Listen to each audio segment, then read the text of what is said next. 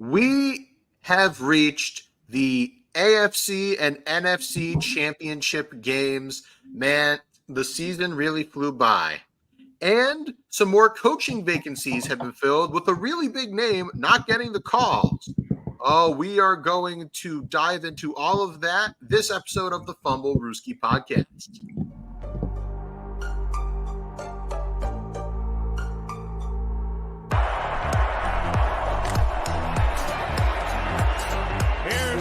Broken up, and the pass is no sign yet. Edelman comes down with a football. They're saying it's a catch. It's caught. Diggs, sideline, touchdown, unbelievable. Swings it way down the field to Watkins. Sammy Watkins for the touchdown.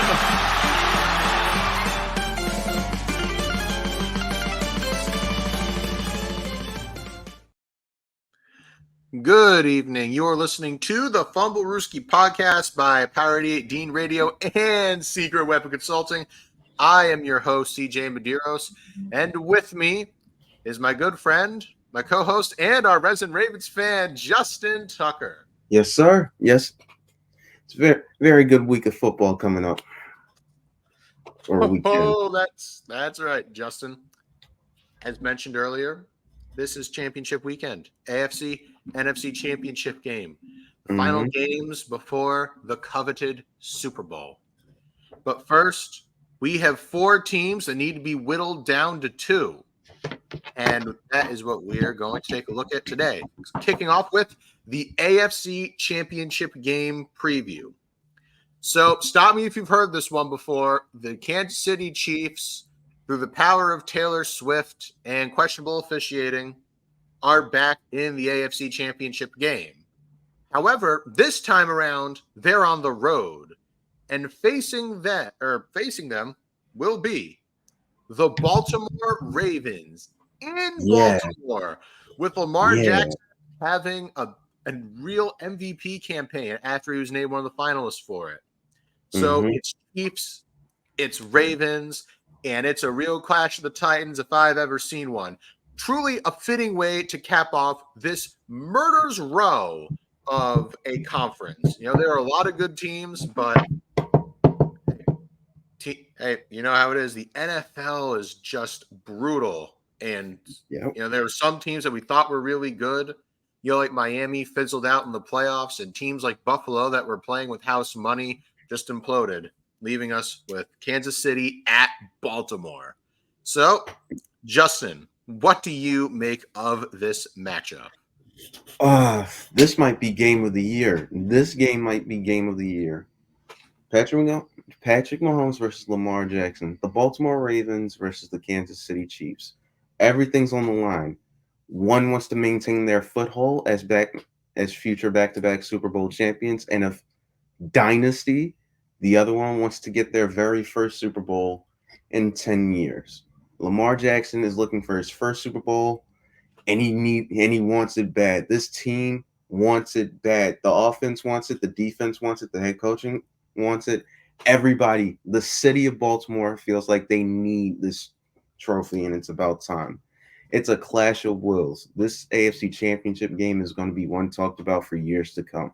If Lamar Jackson's able to get this, they're going to talk about Lamar Jackson in a different lighting going forward.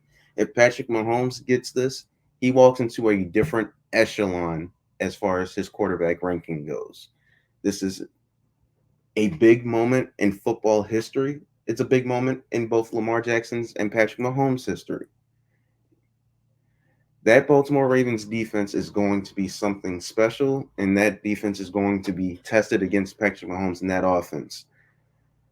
I see this being a true clash of titans, one trying to keep their foothold in immortality, the other trying to get their foot into immortality.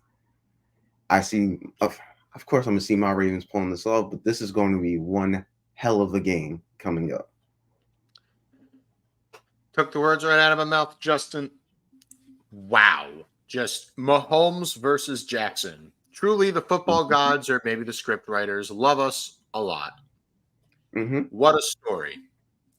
But we all know about the Chiefs. This is the weakest they've looked on paper, offensively at least. Their defense has been doing a lot of the grunt work. But so long as Mahomes is Mahomes, they will always have a chance. There's the whole you never bet against Mahomes because when the chips are down, I'm noticing shades of Tom Brady in there. He's going in there into opposing territory and winning games that he shouldn't. Wow. And we always talk about doing more with less, but now he's got to do something with nothing. I mean, Rashee Rice is okay. Marquez Valdez-Scantling can't catch. Kadarius Toney exists, and teams are double teaming Travis Kelce every play. But hey, they're still doing it. L'Jarius Sneed has broken out.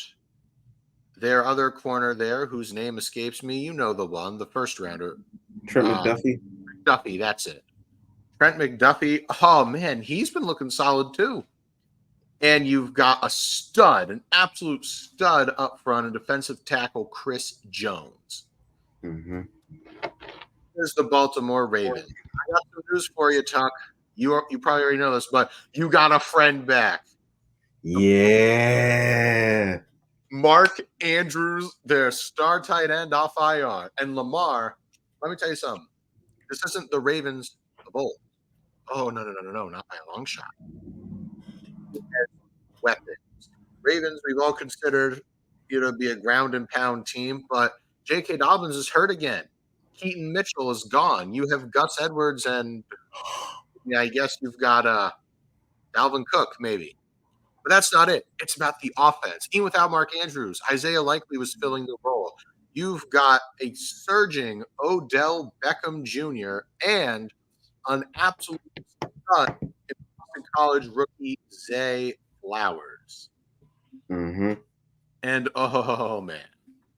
And guess what? And you've even managed to squeeze some production out of Nelson Aguilar somehow. So good for you. He's been good this year.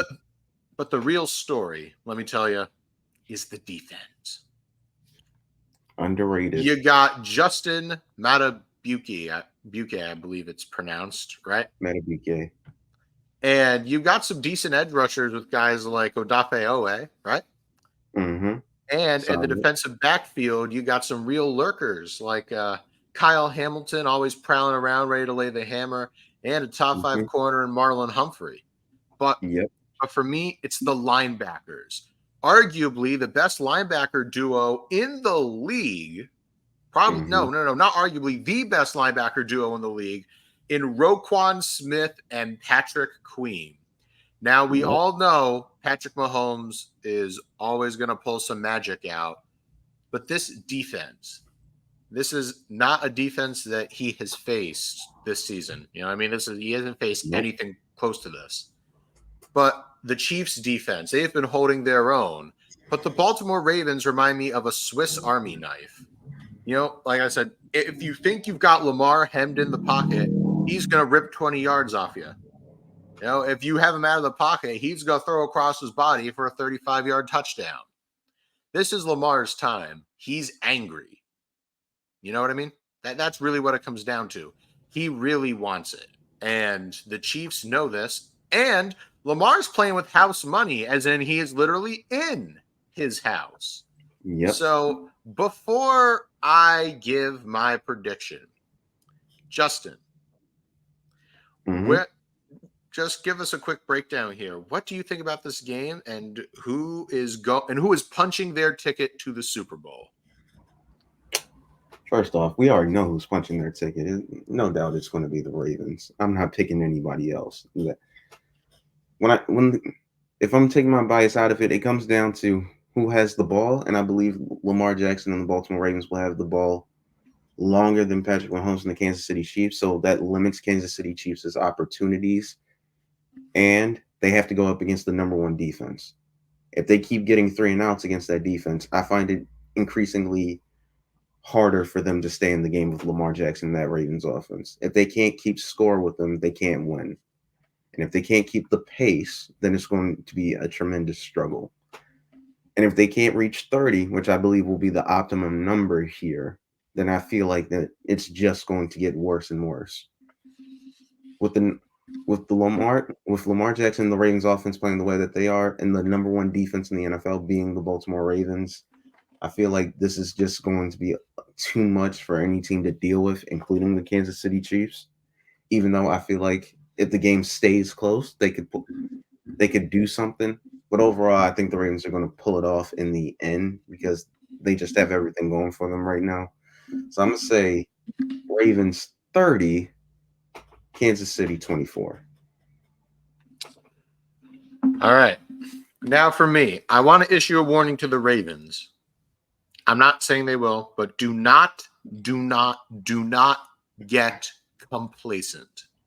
Yeah. The Kansas City Chiefs are a second half team. Mm-hmm. Even though their offensive weapons are slim to none, they can drop 2 touchdowns in the blink of an eye. Your 2 to 3 score lead can be gone, just like that. So if you're going to kill him, you better burn the body and make sure they're dead. Yep. However, the Ravens, they've got flash, but they've got substance behind it. And I just think the Ravens offense is just going to be really what separates it. They have more electricity. They have more scoring threats. And not to mention being in Baltimore with all the importance surrounding this game, I'm going to have to tilt towards the Ravens. It's going to be close, but I think it's going to go to the Ravens. And there's one more thing. You know what I mentioned before when the Chiefs beat the Bills? Bills are a good team, but it's also about coaching. All cards on the table. Sean McDermott is not a good coach. But you know who is? John Harbaugh. Yeah. John Harbaugh is a good coach. And I definitely think he can stack up to Andy Reid. And when you are going from, it's because, for the coaches, they're obviously not on the field. It becomes a mind game. Andy Reid obviously is running, and when it comes to strategy, runs circles around Sean McDermott. Not so with John Harbaugh. John Harbaugh can keep pace with him. And as a result, I do believe that the Baltimore Ravens will win this game. And it will be by a score of 27-21. I hope so. Oh, man. It would seem that we are in agreement that the Ravens win. And without bias, I do think it's going to be a close game. I can see either team rallying late, but you never know for sure. However, I just think that Andy Reid has an actual real challenge as far as a coaching opponent, and just with the talent that the Ravens have, that's, I think, going to be the defining moment. If Kansas City had better receivers, I would probably tilt in their direction, but that's what it's going to come down to. Ladies and gentlemen, this is 2024. Offense wins championships. You need sizzle. You need flash. I mean, defense is nice, but in this era, it's about who can drop 30. And I would trust the Ravens to do so, more so than the Chiefs. Which is saying a lot. Mm-hmm. And look, that's no knock on Mahomes. It's just Ravens might just have a smidgen more talent. Well, with Justin and I in agreement, we are now going to be moving on to the NFC Championship game, where we have 2 very different teams who were on very different trajectories. Oh, man, breaking that down is going to be fun. So I don't think you're going to want to miss that. We might shock you with our picks. Don't go anywhere. This is the Fumblerooski podcast.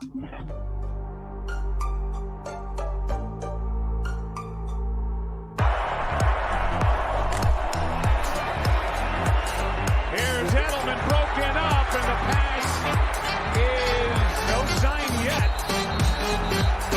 Edelman comes down with a football. They're saying it's a catch.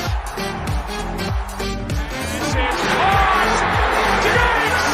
Sideline! Touchdown! Unbelievable!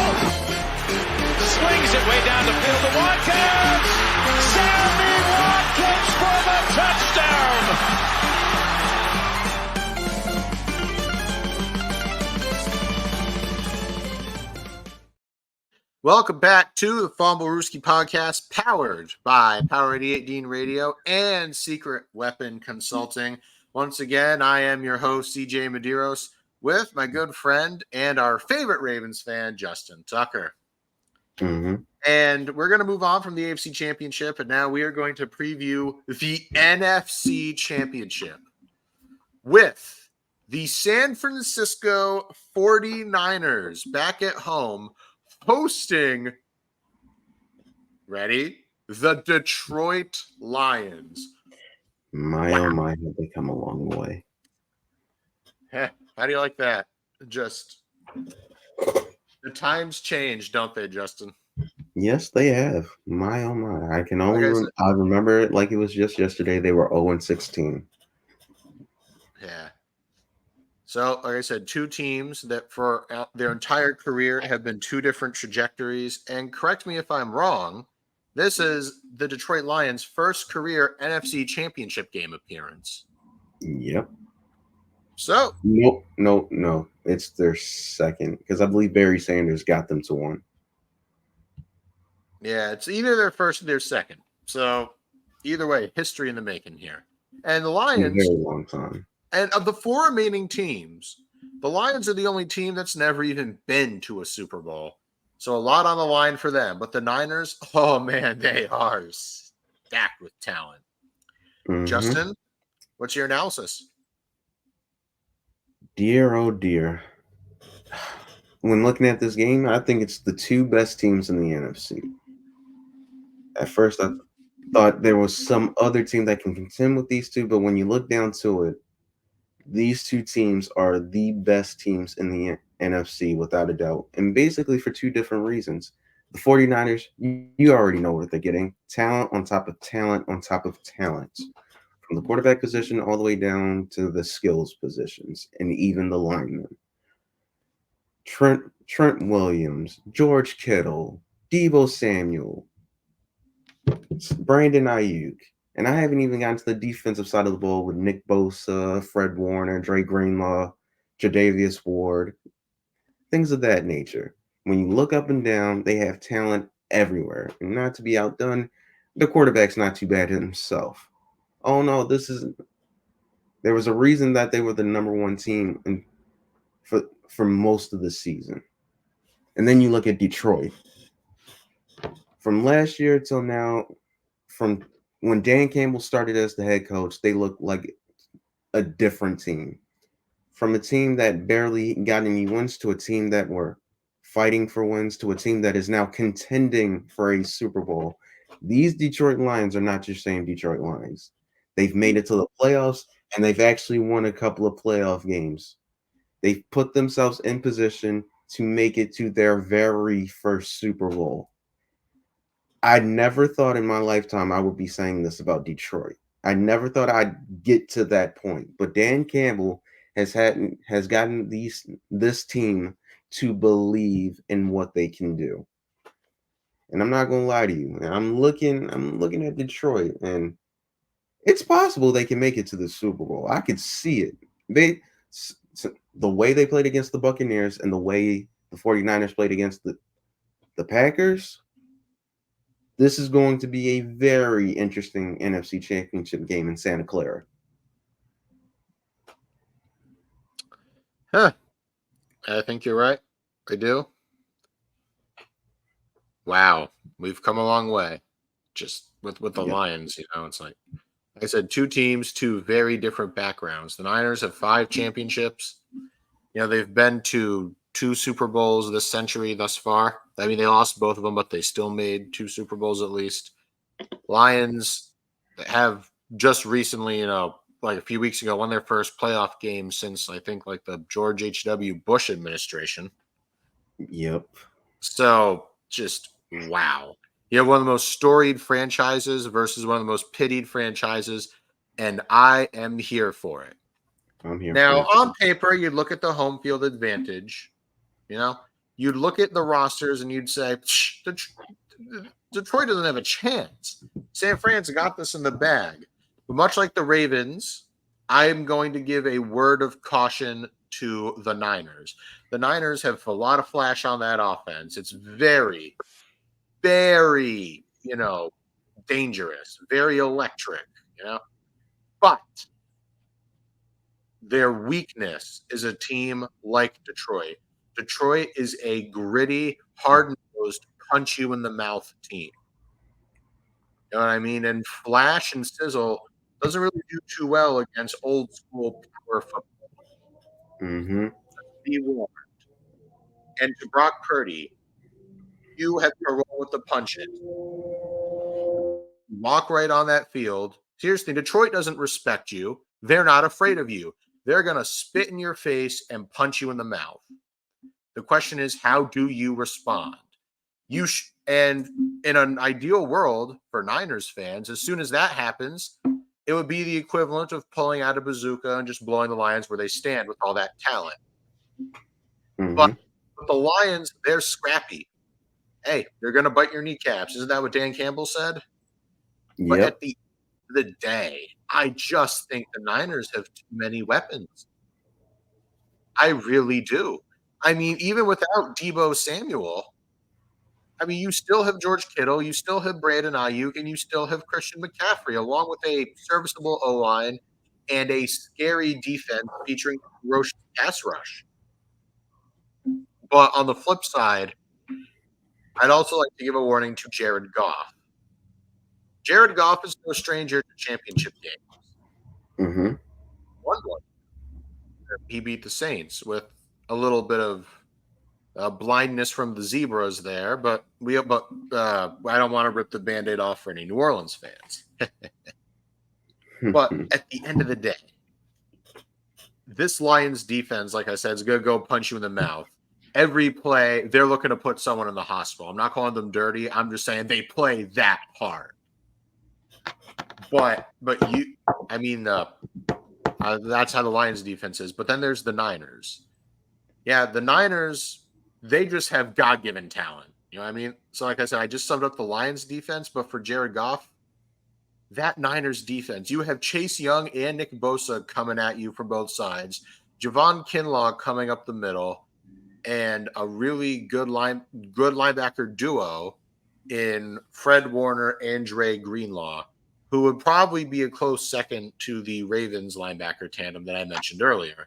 And even still, you do have some good defensive backs too, with guys like Ambry Thomas and Travarius Ward, among others.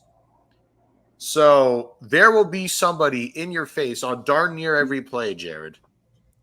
Make smart decisions, get the ball out quick, and kind of like what the Ravens have to do to the Chiefs, keep that 49ers offense off the field. But at the end of the day, I think I said this earlier, I just think the Niners have too much. And I think it's going to be a game, but I think towards the second half, the Niners might start pulling away. I think the San Francisco 49ers will beat the Detroit Lions 28-17. Justin, where do you stand officially? I got Detroit winning this game. All right. I got Detroit winning this thing. I really like this Detroit team. The way Dan Campbell talks about this team, the way the city backs them up, the way the whole team feels inspired to play for one another. I like this team. There's no superstar, but there's tons of talent revolving around this team, and I like that. Jared Goff has shown that he can be a top quarterback in this game when you need him to be the most. He pulled out the one against the LA Rams when they absolutely needed him to perform. When it was third down, he threw the ball to Amon-Ra St. Brown and basically sealed the win there. Against the Tampa Bay Buccaneers, he didn't turn the ball over, and he showed you what he's like in these playoff games when he's actually healthy instead of actually having an injured hand. And now that he actually has championship pedigree, being in championship games, even though he may not have a Super Bowl, he knows what it's like to play him on. I believe this is going to be to his advantage. Brock Purdy made it to a championship game, but he got injured within the first few minutes because Hassan Reddick was like, "Not today, buddy." But all in all, I really like this Lions team, and I feel like the more this game goes on and the closer it gets, the more pressure that it's going to be on the 49ers because Detroit is technically not supposed to be in this game with them. So I think that can play more to their advantage. I believe that people are underestimating how good this Lions team is, and I feel like that's going to be good enough to get the job done. I believe Amon-Ra St. Brown is going to have a day against the secondary, and I believe Jahmyr Gibbs is going to have a solidly good game of production. I don't know. I think Detroit will be just good enough and savvy enough to get the job done with their grit and grind. And I think that they'll pull out late and seal the deal. I got Detroit winning 27-24. All right. I respect it. And to be honest, I could see it going that way too. But like I said, I think the game's going to start out close and then the Niners might pull away. I could see that happening. But to me, I have to see like Jared Goff turning the ball over, and I don't see it happening right now. It could happen, but it just hasn't happened this postseason. So I need to see it before I'm like, oh, okay, this is how it's going to go. Yeah. I wholeheartedly agree. Mm-hmm. Could go either way. However, that's going to do it for this segment of the Fumblerooski podcast. But there's one more thing we need to touch on. Sure, we cover the championship games, but look at the teams on the other end of the spectrum. There are some teams who weren't that good, who fired their head coaches, and they need some new ones. And it just so happens some vacancies were filled. And we are going to touch on who got what and a name that probably should have been hired but hasn't yet. We're going to unpack all of that next on the Fumblerooski podcast.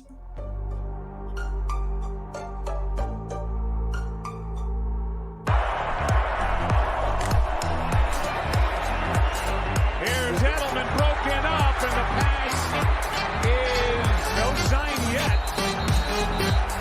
Edelman comes down with a football. They're saying it's a catch. It says caught. Diggs! Sideline! Touchdown! Unbelievable! Swings it way down the field to Watkins. Sammy Watkins for the touchdown.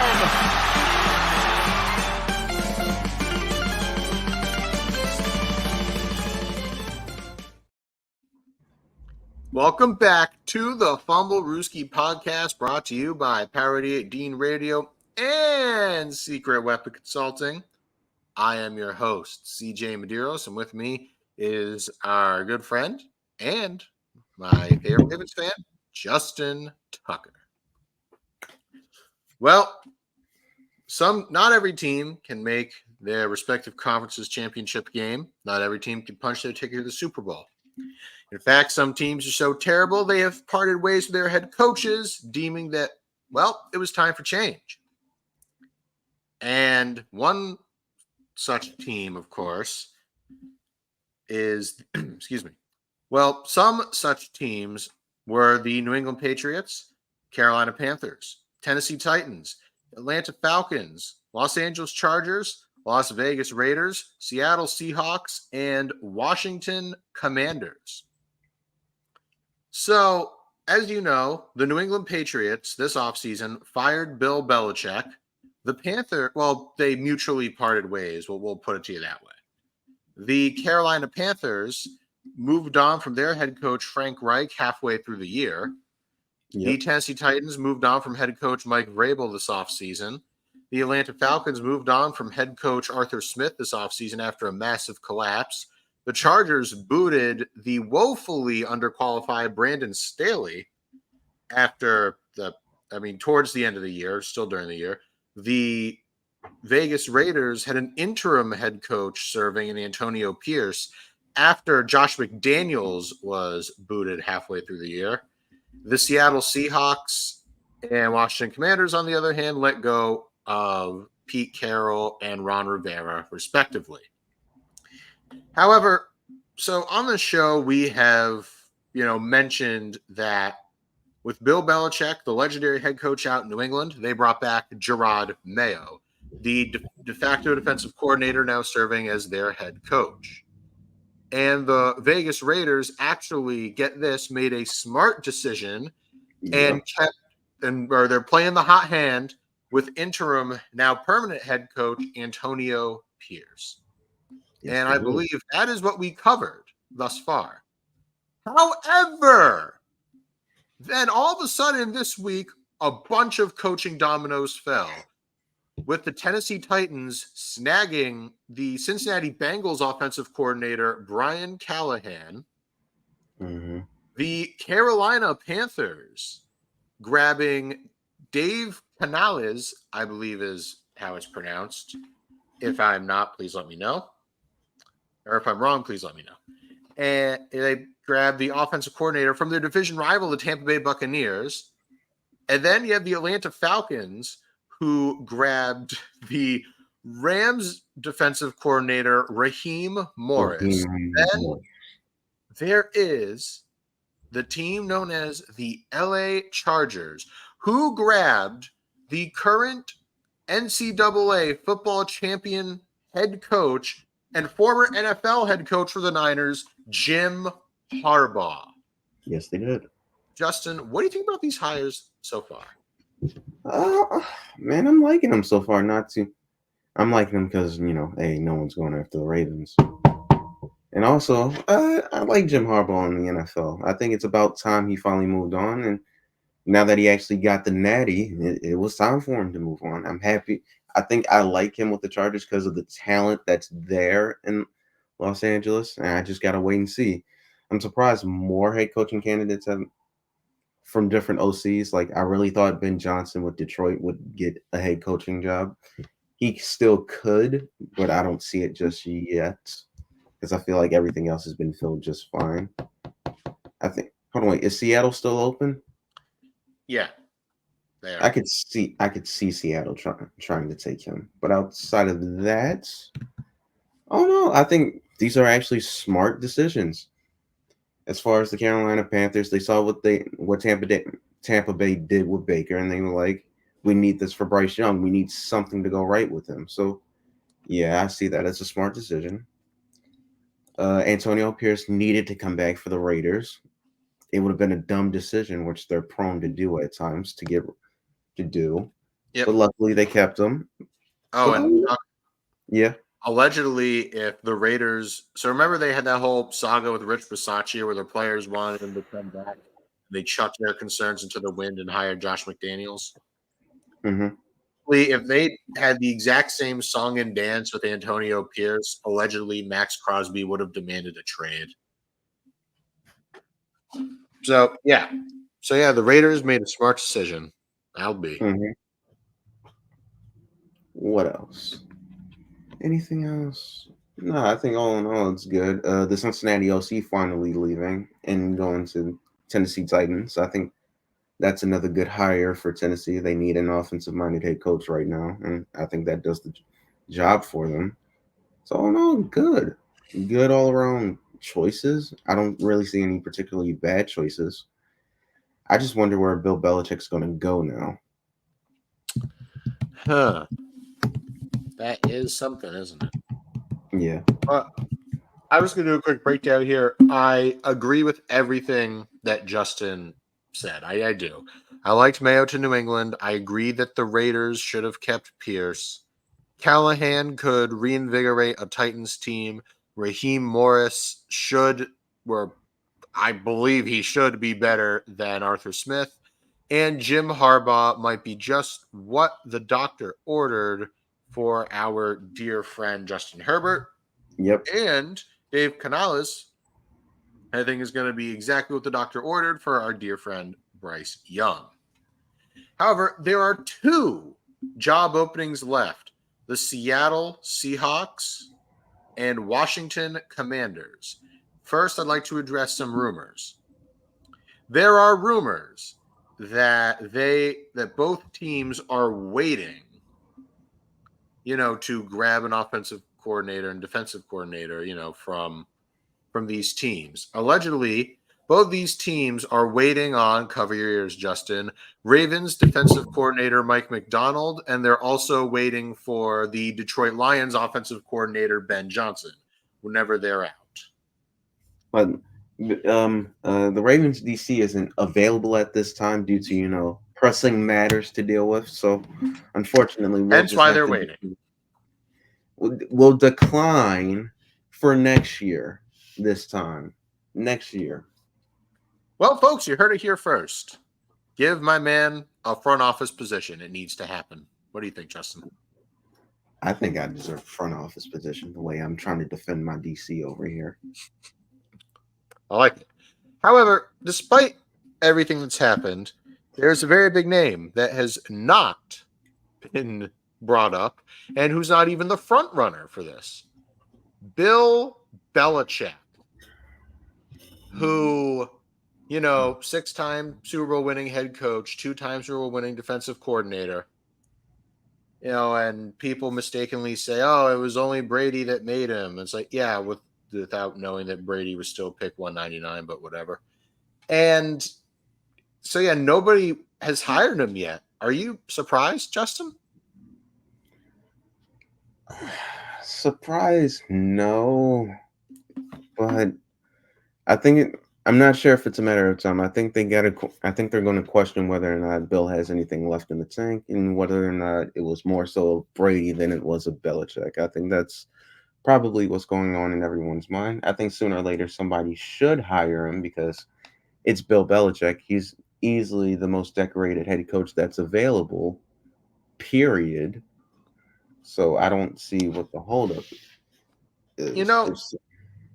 Go on. I was just saying. No. Yeah, I agree. I do. I don't know what the holdup is either. He's not the front runner for any job. There's a very real chance he doesn't coach next year. Yep. And what's weird?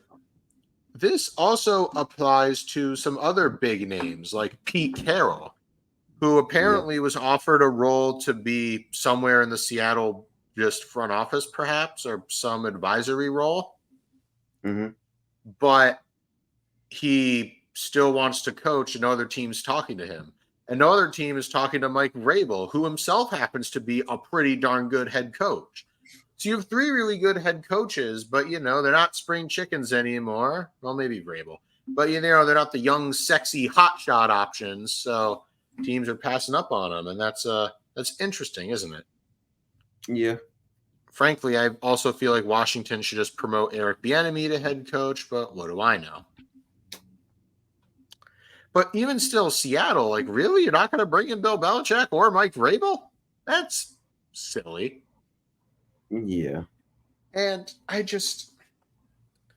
my big takeaway is that the times are truly changing. That's really where I stand. And I don't think a lot of it's a Bill Belichick problem. Well, kind of. We'll get there. But Bill Belichick apparently is insistent upon being the GM, as he was in New England. But a lot of these teams don't necessarily want to part ways with their GM, For example, one reason he fell through with the Falcons is that they think Terry Fontenot, if that's how you pronounce his name, is doing a good job. And I happen to agree. He is. So why would you move on from him? Why would you move on from any of your GMs? Unless you just happen to have an opening, which the Chargers did. But I think Bill would like to be a head coach and a GM. So that's a lot of it. And a lot of it, yeah. And a lot of it is he being stubborn? Yeah, but I've also heard that there are a few teams that just don't think his very militant, my way or the highway, do your job approach will mesh with today's players. And unfortunately, I think they're right. That's not an indictment on Bill. Players today, I'm not going to lie, they're a little, I won't say soft, but they're a little more egocentric. It's not really about winning championships anymore. It's about getting your money and running up your stats. That flies directly. It's about having crazy social media antics. It's about having a personality beyond the game. And I am not saying that as a put down at all. What I am saying is that flies directly in the face of what Bill Belichick believes. And I'm not saying the game has passed him by. I still think he can be an elite level head coach. I'm just saying that player attitudes have changed. And Yeah, I think a lot of teams notice that. And it's the same thing with Pete Carroll as well. And to a lesser extent, Mike Vrabel. I could see that. I could So I see think Bill we just might, Belichick not being that way anymore. yeah. And I just think that it's just a new era, is all. I mean, these are three good head coaches that probably won't get jobs. And I think Belichick should, but I don't know. So we'll see. Not to mention Pete Carroll and Bill Belichick have spent a majority of their time as head coaches of one team. I mean, Carroll's been the head coach of the Seahawks since 2011, 2012. 2010, Oh, 20, 2010. Yeah. So it's been a sounds like while, and Bill Belichick's been there since 2000 for New England. So, yeah, mhm. honestly, these guys, they're great. Bill Belichick is definitely a future Hall of Famer. Pete Carroll, maybe, probably not. But I just think this is where, the curtain's closing, take your flowers and bow out. I wish it wasn't so, but I think it might be time for old Bill to hang it up. I'm not sure if a team will take him. I hope so because I still want to see him coach, but I'm not sure if people will take that. If it's not Dallas, I'm not sure where he goes. Maybe Yeah, next year. Maybe next year, but perhaps. not this year. However, let me just say that as far as I go, I believe that the Washington Commanders, right? I'm going to make a prediction here. Yeah. Apparently, they're all in on Ben Johnson. They want Ben Johnson. And I think if they're going to promote Eric Bieniemy to head coach, they would have done it already, which is what I think they should have done. But I believe that once the Lions season comes to an end, whether they get the Lombardi or whether they don't, I think they're going to end up going with Ben Johnson. And the Seahawks, Hmm. I genuinely don't know. The Seahawks are a team that I could see grabbing a Mike Vrabel type of guy or something like that, And I wouldn't necessarily rule out Bill Belichick, but I don't think it's likely. I don't think Tuck, I think you'll be happy to hear. I don't think that Mike McDonald's going to leave Baltimore this season. Not The yet. same thing could No, happen to Ben Johnson. I don't know, but that's my predictions. I think Ben Johnson goes to Washington and Vrabel goes to Seattle. yeah. What about you? I wish Bieniemy got a job, but it sounds like Ben Johnson's going to be the Commanders' head coach. I'm not sure if Vrabel gets that coach in Seattle, but I could see it. I could see it because I think Pete Carroll and Mike Vrabel are similar in ways. Yeah. I could see it. Yeah, I could definitely, I that's why I said I was like, because I could definitely envision it. Oh, well. Do we have Mhm. anything else to mention before we end the show? The Ravens are winning on Sunday. Well, folks, you heard it here first. The Ravens are winning on Sunday. That's all I need to say. I believe so as well, Justin. I really do. But that'll do it for us tonight. Thanks for listening to us. We have episodes out on Tuesdays, 7:30 p.m. and Fridays at 5 p.m. Be sure to follow our YouTube channel, where we also have all our episodes available on places like Spotify, Spreaker, Apple Podcasts, iHeartRadio, Google Podcasts, and so much more. Also, be sure to follow our Instagram at Fumblerooski_podcast and our TikTok at Fumblerooski_pod to keep up with our podcast and the latest coverage on the other NFL. So we will see you next week. On behalf of myself and Justin Tucker, may your teams win. Mhm. Over and out.